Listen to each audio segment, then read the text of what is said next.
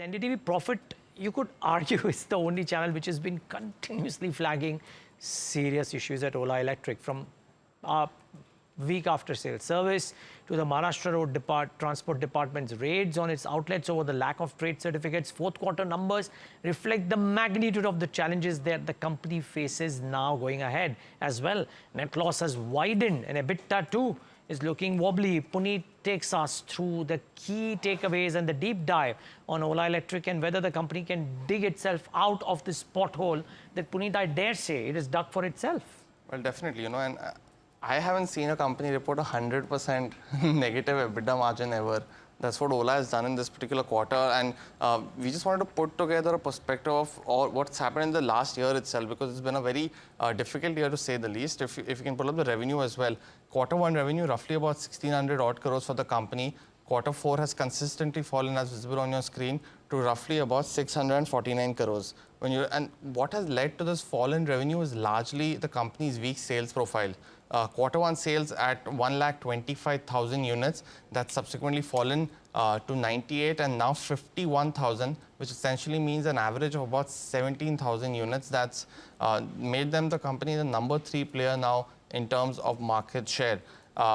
Lower revenue, lower sales would logically mean lower losses as well, but that's not what the company is reporting. It had roughly negative EBITDA margins of 9% in Q1 of FY25. That subsequently increased to -28%.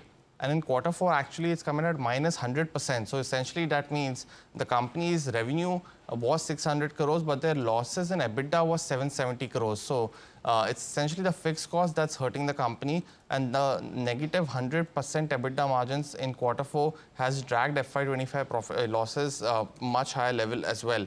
The net income subsequently has, of course, dragged every quarter. It's at 870 crores in Q4 versus revenues of 600 crores in Q4. So it's a very somber picture, to say the least, in terms of financial as well. But the bad news doesn't end there. There are 5 key negatives that the company highlighted in this particular quarter. They've announced another one-off impact of warranty cost of 250 crores. This is the 3rd consecutive quarter of warranty cost that the company has essentially taken in terms of financial and P&L. What this means is that the company has sold their scooters, and there has been some issues in that, and now they've fixed up.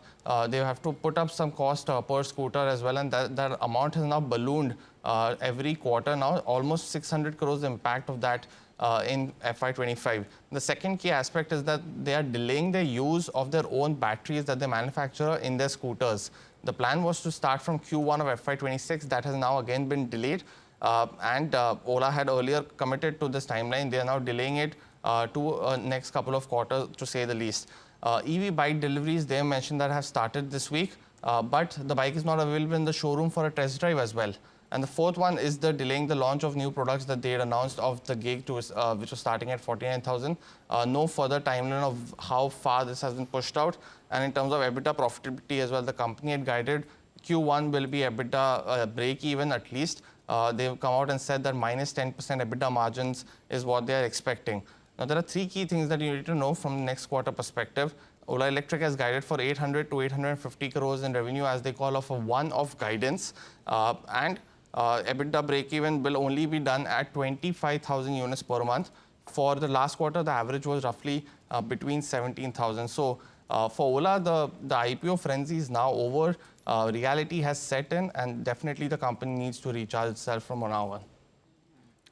You know, the stock issue price was 75 rupees. It's at 50 right now. You mentioning, Puneet, there is a call of 30 rupees on it, or 35? Yes, definitely. Kotak has come out with a note, and from 76, it actually rallied to 157. Exactly. So from there, it has fallen to this level of 48 and 49.